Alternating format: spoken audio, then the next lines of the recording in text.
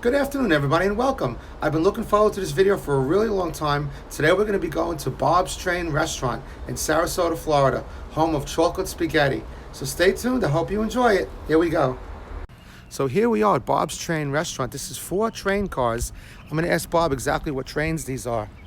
And you can see it extends all the way back over here. And this is the four cars. This is where you go into the restaurant. So we're going to go in there. We're going to sample the food.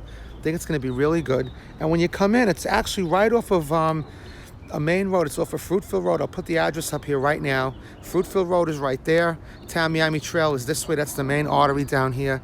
But stay tuned. I hope you enjoy it. I think it's going to be really good. And before we go in, we noticed this little train over here. Looks like a train that would come from like a Gatorland or something like that, or a train you'd have at a theme park. We have to ask him about that too, but that looks pretty cool too. All right, so here we go into Bob's Train Restaurant. Look how cool this is on the outside. We're going to be heading in right now. And no pets, please. Nice little entrance way in. This is excellent. Can't wait. Look at this. Wow. I haven't been on a train in so long other than the F train. This is amazing. Holy cow. This is so incredible. This is actually like a circus museum too.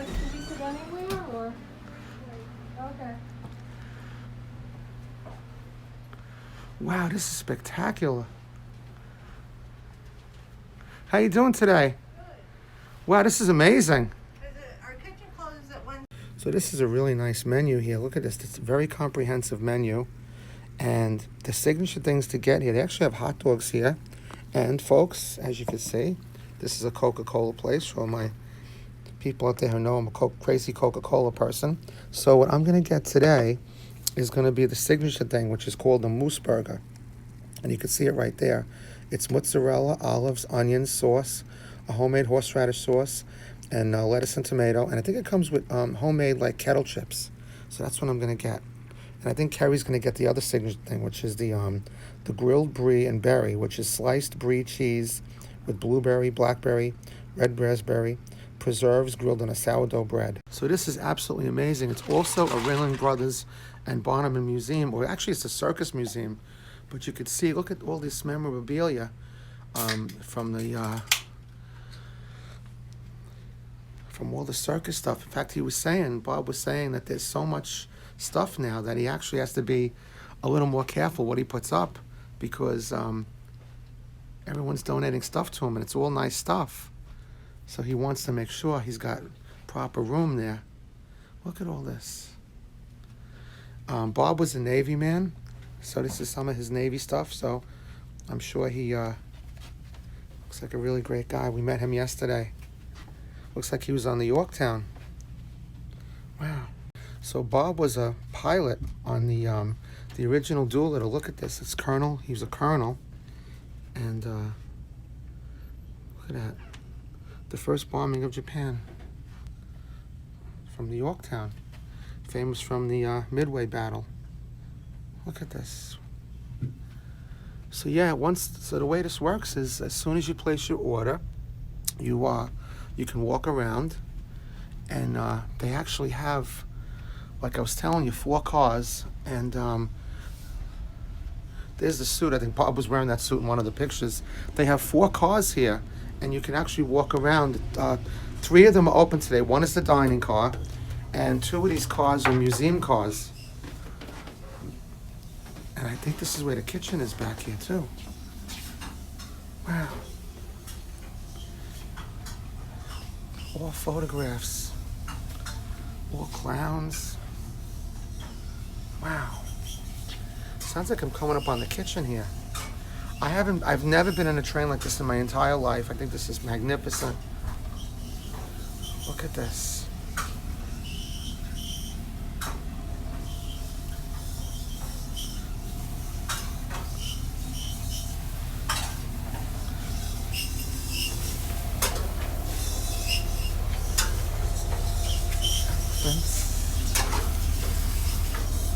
Wow.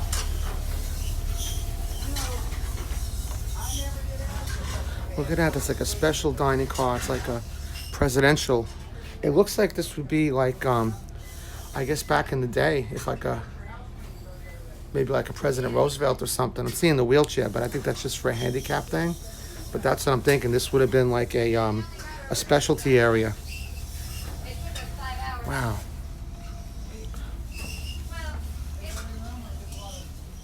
Look at how incredible this is. And here's another car right here. As you can see, I'll show you some of this here. You guys who are more knowledgeable about trains, you could please let me know. I'm hoping to speak to Bob again today to ask him some more specifics about the trains. But anyone out there who loves trains would absolutely love coming here. And another thing I want to say is that there's fans going on here, but it's extremely air conditioned here. Look at this. This is Circus stuff. Look at that. We're actually right near, for those of you who don't know, Sarasota is the home of the Ringling family, and they were like one of the first ones to move in here like 100 years ago, and they made this, kind of made the town famous. So there's all kinds of, there's a university here, there's a tour you can go on, they're like a circus tour. So that's why you see a lot of Ringling stuff. But as I was telling you, you see the ceiling fans going, but the air conditioning here is very, very strong. It's really a great place to come. It really is. And like I said, just hoping I can get a chance to talk to Bob, and hopefully he'll be able to talk. We actually met him yesterday. We came up on the restaurant. We weren't sure what time it was open till, and we came up here. He was actually, he had a big party of 57 people who were coming today for breakfast. So he was loading up the supplies, and we got to meet him outside the train, and he was a really nice guy, and he's actually 78 years old. He's in great shape for his age. And look, we even got an alligator out there. A little tribute to the alligator Loki. Got a piano. God, this is so much memorabilia. This is a kind of place you could come to, and if you had the time, you could just read. You know, it's kind of like going to, it's actually a museum, but it's actually, you could read and look at each one of these photographs as you go and just spend lots of time here. But I'm going to go back and have my lunch now. I'm going to show you the moose burger and how great that looks, especially the kettle cooked potato chips. This is the stuff that I like. This is all the, I love all these posters. I'm big into all that stuff. I don't have any really, but I like all these advertisements. Look at this, the greatest tent on earth. And these are like wooden signs. This is not a cheap paper sign. This is amazing stuff. Look at this. So this is the car. This is the blueprints to the car outside. It's a private car, a Jomar. So I think this is one of the private cars of the Ringling family, if I make my guess. And this is their winter quarters here. Yep. Winter quarters, 1955. Look at that. Amazing. What's very impressive too when you come to eat here, look at how beautiful these tables and chairs are. I mean, you go to a place typically and you don't have this kind of decor. You can see this is really like a high-end situation, and food is very, very reasonable. Not that the food is high-end, but just beautiful, really, really well done. Really well done. So look at this. There you go. That's the moose burger. Look at that onion on top with mozzarella cheese. Oh my God, it's stunning. And these are potato chips that Bob makes himself. These are ketchup. kettle. Look at that. Pickles. This is amazing. Can't wait to dig into this. And what's your brie sandwich there? What does that look like? Cheese and berries. Give it the once over.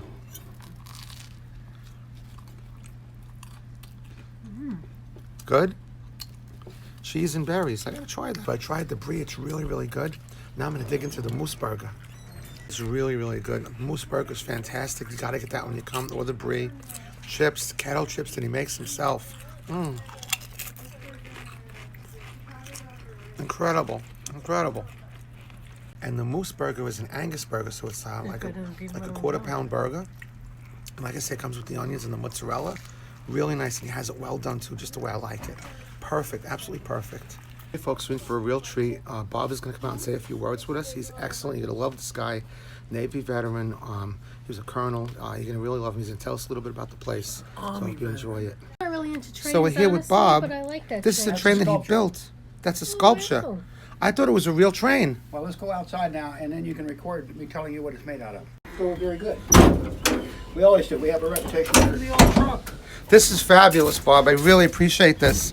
We're getting a personal private tour here of the...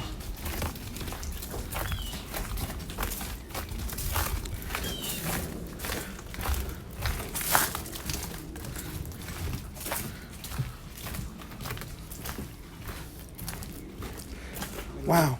Wait till they get down here. Here they come, down the ramp.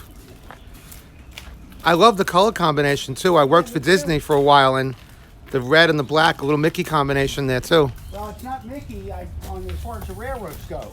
Right? The coloration, Walt loved model railroading. He did. And so he used traditional colors. Now, first off, even though this is called a cow catcher, since it's V-shaped, it never caught a cow. It pushed them out of the way. So I personally think it should have been called a cow pusher. But it's a little bit late for me to convince them to change their ideas. Fun-wise, that used to be my daughter's bunk bed. Wow. Now, the tires are only under here to move it out. It actually supports on these steel columns.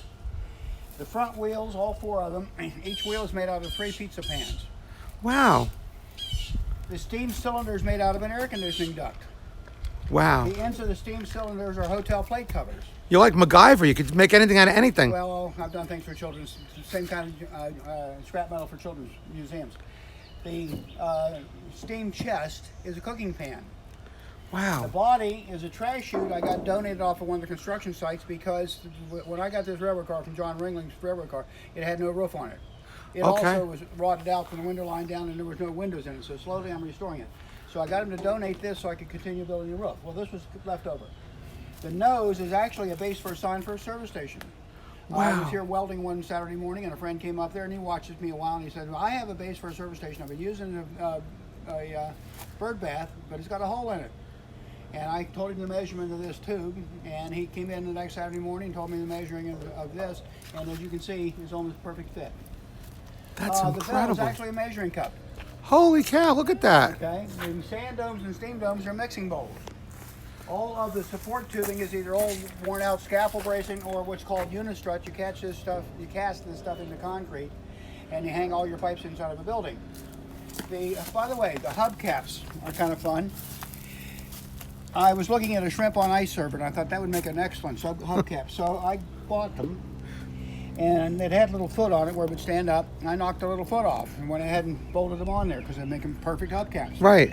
Well, plate covers have holes in it to let the steam heat out in a place where you can pick them up. Well, the foot just fits onto that perfectly. That's So incredible. It even looks like the way the cylinder comes out the end. Yeah, right. Okay. The drive wheels are handmade out of steel, but the connecting rods are out of a Chevrolet engine. Oh, man, So nice. Basically, everything on this is my idea of using scrap to come up with something fun. Now, the other fun thing for people who don't know, if this was the kind of engine used when they drove the Golden Spike. And when you look at the 2 engines coming nose to nose, they're identical except for their smokestacks. This style of an engine, when you see that smokestack, if you're in the know, you know that engine was a wood burner. Correct. The other style smokestack went straight up and down. That was a coal burner. There was no trees on the prairie, and yet there were a lot of trees in the mountains. So they're coming from west to east, they could use wood. Now, when they first started with the Baltimore and Ohio and other early railroads, they found out, then all they used was wood, that the wood would go out the smokestack and big embers and catch the forest on fire, which was not a good idea. So they developed this smokestack, and inside of it were vanes, and then the pieces of wood would swirl around and continue burning, and on top of it was a screen to keep the wood chunks from going out into the forest. Okay. Well, when you're going up and down the mountains in West Virginia, New York, and et cetera, in a snowstorm or a rainstorm, the screen gets wet and a piece of wood stick to it. So over a very short period of time, it would start slowing the engine down because it couldn't breathe well. So the stoker would have to come down this walkway, hanging onto the handrail, and grab that handle and shake it and let the wood fall back in and continue burning, and then the engine to go faster. Now, it was standard operating procedure for the engineer or the brakeman, if you see old railroads, that each brakeman was assigned 3 cars, and he would run up and down the tops of those cars, turning the brakes on and releasing the brakes. Right. Okay. If any of them split off in snow and rain and ice, their wife got $50. That was the standard fee. Wow, nothing. Boy, oh boy. Okay? And so this is a mock-up of the 1854 American 440, the engine that came from California when driving the Golden Spike. That is incredible, Bob. Okay. Now I need to pay that waitress. Oh, all right. Just tell us Couple more quick. short- We're looking at your Military stuff. Can you tell us briefly about your military career? Well, let me tell you about this first. Oh, okay. That's interesting too. This is John and Mabel Ringling's second railroad car. All railroad car owners east of the Mississippi in 1916, I got three things in my head here, were forced to go to steel cars. They were putting railroad tracks under the rivers going in and out of New York and Boston, Chicago, and other places, and under the streets. And wooden cars had a real bad habit of catching on fire and burning everything above. John Ringling had a permanent suite at the Waldorf Astoria, and to this day they still have railroad tracks in the basement. If you are lucky enough to own your private railroad car and you have a suite at the Waldorf, they'll shunt your railroad car into the basement of the Waldorf, and then you just have your private elevator take you to the suite. So anyway, there were 47 of these built. They were all based on a parlor car design, and that way, when they had very few modifications, they were able to have their cars built without having to pay for engineering because the engineering was already done. So they got their Cadillacs on 4 prices. Franklin Delano Roosevelt car was exactly the same up until 1942, and they sent it back to the factory, and they took the windows out and they armor plated the outside with an additional 100,000 pounds of armor plate, and it already weighed 80 tons, and they put in armor plate bulletproof windows, an elevator, and a escape hatch in the base floor of the car, as well as the overhead, so if it rolled over they could get the president out. That car still is in existence, but when I got the car there was no roof. And when they built these, the outside walls were full of horsehair. It was the only insulation they knew of that insects didn't eat.